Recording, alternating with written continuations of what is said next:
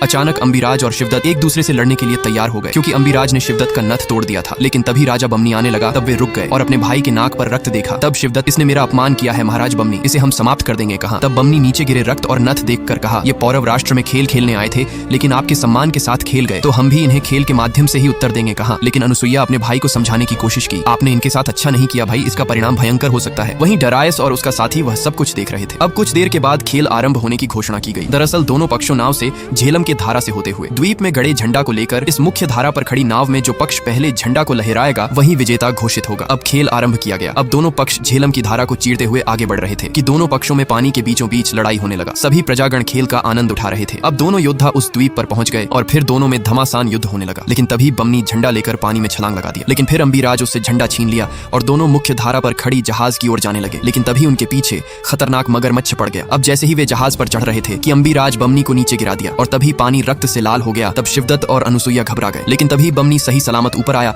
तब शिवदत्त खुश हो गया और फिर दोनों जहाज के ऊपरी हिस्से पर लड़ने लगे और बमनी अम्बिराज को जिंदगी और मौत के बीच लटका दिया और उसे नीचे गिराने वाला था कि अनुसुईया उसे रोक ली। तब बमनी उसे ऊपर खींच लिया और विजय पताका लहरा दिया।